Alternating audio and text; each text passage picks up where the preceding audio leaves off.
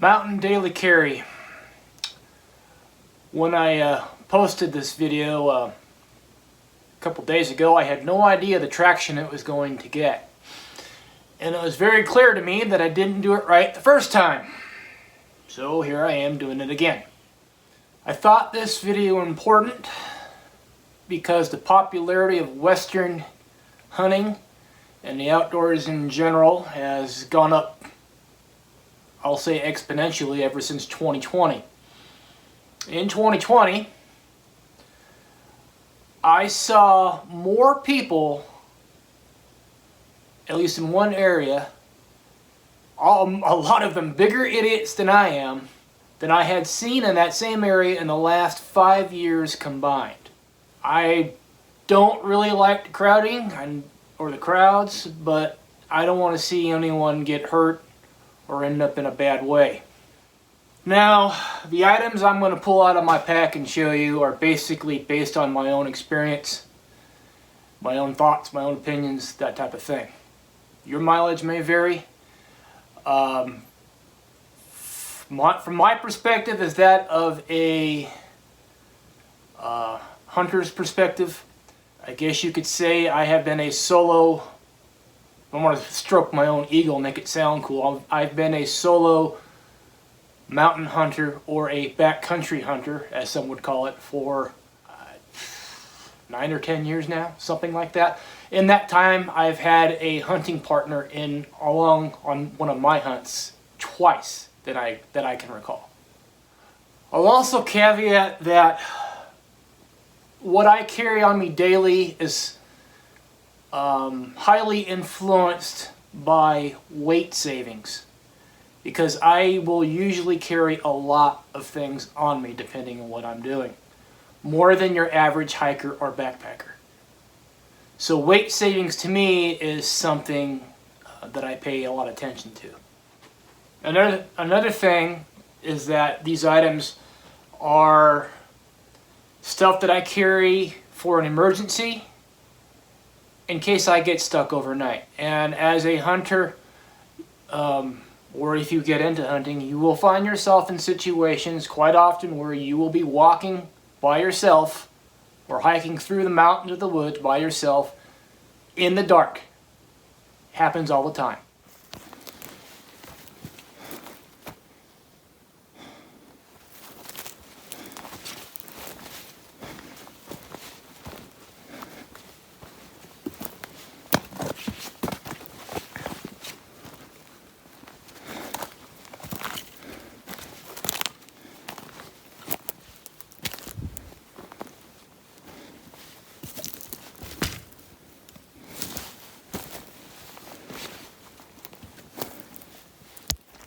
So the likelihood of getting into trouble compared to your average Patagonia-clad hiker is a lot higher. Now, the first thing that I always carry, now how you carry it is up to you, this is just how I prefer to carry mine, is a handgun. Because predators happen. Bears, cats, or heaven forbid if you get too close to a moose. Most people don't realize that. I'll show a close-up of all these things later. Next thing I always carry with me is a good knife. Now this particular knife, I chose this knife for 2 reasons. It doubles as a field or bush knife, but also as a knife I can dress game out with. I like the design of the blade, and to me, this is weight savings because instead of carrying 2 knives, I just carry the one. I used to carry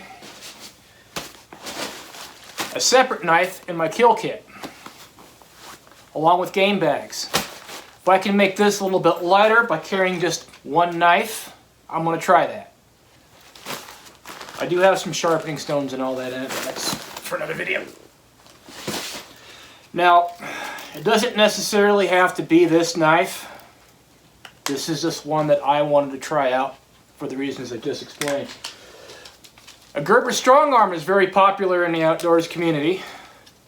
I've carried this one for years. I have dressed an elk out with it. When my other knife got too far gone, and I didn't bring a sharpening stone like a dummy. Now both this knife and my K-bar, I put this loop on here to allow me to back up on the knife to chop if I need to, because I don't always carry a saw because of weight savings. So if I can save a little weight by chopping like a sapling down, then if I need to, then I'll do that. Whatever knife you pick, it's a good idea to get one that you can strike a ferro rod on the back of it. This one you can. This one you can actually get a good spark off a ferro rod really good. It's Gerber strong arm. Not so much with the K-bar. I tried. Doesn't work. But I got something else for that. I find that you really don't need a big knife. This one is way too big. This is actually a collector's item now. This is a Gerber light LMF, light multifunctional tool. Made back in the early 90s, I think, back when Rambo knives were popular. I suppose the saw on it is better than nothing, but I would actually prefer if this knife did not have the saw back on it. But like I said, it's too big, too heavy, and I just don't like it's just too big. Cool knife, but it's too big.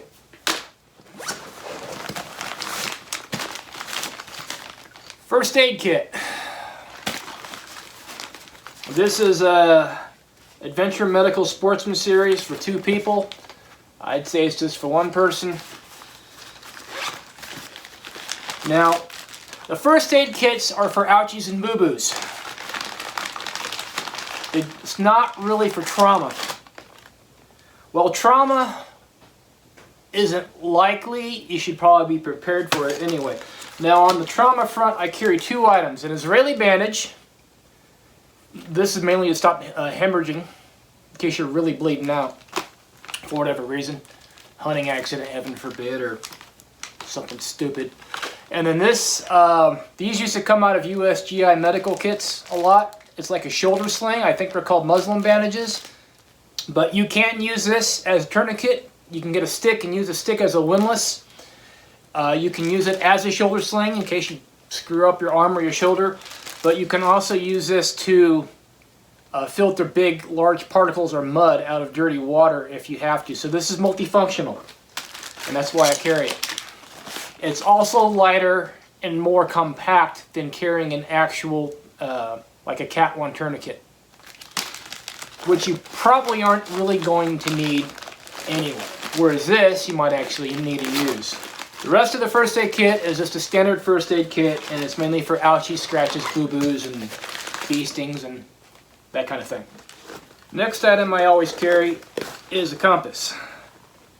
Now, what compass you want to roll with really is up to you. I've rolled with a USGI Lancetic compass for many years, but in the end I switched to this Sinto compass.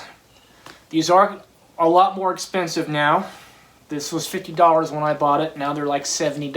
I think that's a rip. But the main reason why I switched to this is because my Bino pack has a magnetic closure. It screws with my compass, so I have to hold my compass further away to get a good reading.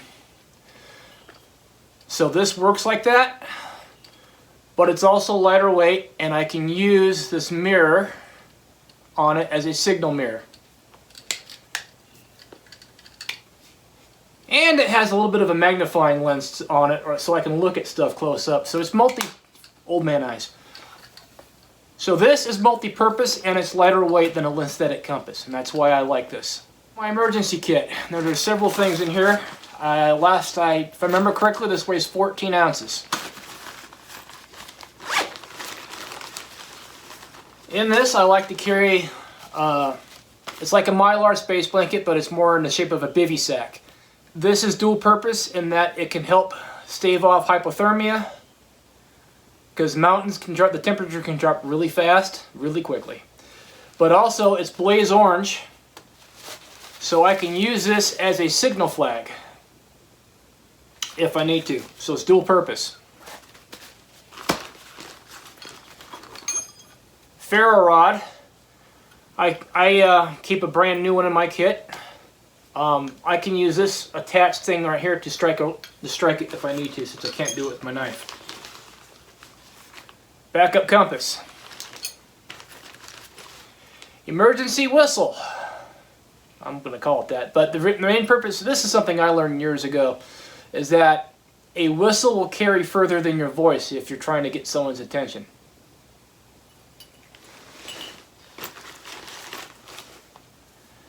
Braided, not twisted, bank line. Ounce for ounce, you can carry more bank line than you can carry 550 cord. And cords is always handy, and you can use this to make a shelter if you have to, if you're really stuck in a bad way. This pill bottle contains Vaseline-soaked cotton balls. Pull them out, spread it out a little bit, use a lighter or a ferro rod. These things will burn like candles. It's excellent tinder. Last item I keep in here is water purification tablets, in case you run out of water. I usually carry about 2 liters of water on me, sometimes 3. But when it's hot, you will go through your water faster than you think sometimes. So I don't always carry a water filter, but I always carry this. So if I run out of water, I still have this option. Along with the muslin bandage in my first aid kit to strain the water if I need to. There's actually 2 other items that are part of this. One's a Garmin InReach. I call it my electronic leash. As I said the first time, happy wife, happy life. Headlamp, again, because getting stuck in the dark with no light, not a great thing. All right, so here it is again, just so you can see it up close. What you carry for yourself will depend on basically your own experience, and what you feel is necessary for whatever it is that you're doing. This is just what I roll with. And no matter what I'm doing, whether I'm car camping, backpacking, day hiking, day hunting, scouting trip, I always have these items on me in addition to all my other gear, which is why I've tried to go as light and as small with this as I can. The way I have it here, it takes up very little pack space.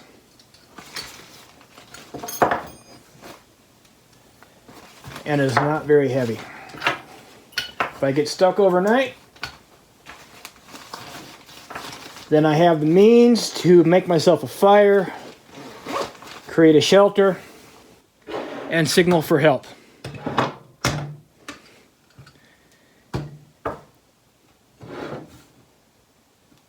Or defend myself against anything that goes bump in the night.